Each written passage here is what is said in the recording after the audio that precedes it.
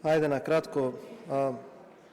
Не знам дали сме прочитале исто законско решение, доколку не е така, ете јас ќе ви го дадам текстот на тоа кое што е поднесено. Ве молам да бидете малку подиректна во објаснување на членовите, бидејќи членовите кои што ги цитиравте или не сте ги разбрале, за кое што стравувам дека можеби ви е подметнато законско решение кое што не е тоа на седницата, или сакате да инсинуирате што е уште пострашно.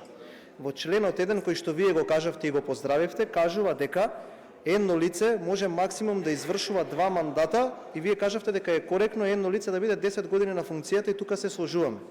Членот 4 кој што вие го кажавте и пробате да направите некој спин, се носи бидејќи во таа комисија, во советот на експерти, мислам дека и лично го познавате, постои лице кое што е 4ти мандат поред избрано. 4ти мандат поред. И сега, пред некој време, повторно добире избор и ние сметаме за да го задржиме професионалниот интегритет на таа институција, затоа го поднесуваме ова законско решение. Не е вистината информацијата, да не речеме лажна, дека со однесењето на ова законско решение ќе им престане мандатот на сите членови на советот на експерти. Тоа не е точно, туку само на дотичниот господин кој што изгледа малку си има подзаборавен.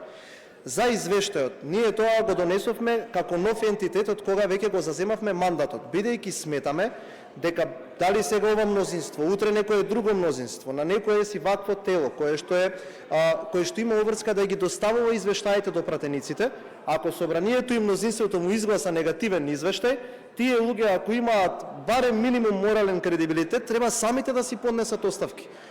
Тоа е уште пострашно зашто тие луѓе дозволиле пратениците да носат закони во кои што негативно изгласан извештај од пратениците ќе биде основ за разрешување. Дали се сеќавате на седницата на судскиот совет?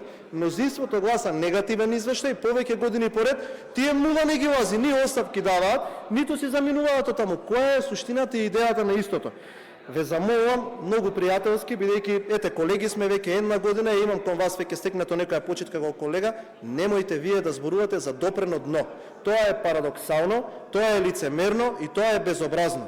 Да Јована Тренчевска, пратеник од СДСМ, збори за допирање на дно, а седат од левата страна со 150.000 гласа и 18 пратеници, извадени на клоци од институциите, од граѓаните, мислам дека е парадоксално. Вие се јавувате тука да зборувате за средување на пензиски систем, која што за уши ги влечевте пензионерите на клоци, ги бркавте од вашите институции кога бараа 5.000 денари покачена плата. Ве сваќам дека треба да правите политички фолклор, ама имајте некој ниво на минимум почит кон граѓаните и немојте да мислите дека имаат кратко помнење како вас. Благодарам.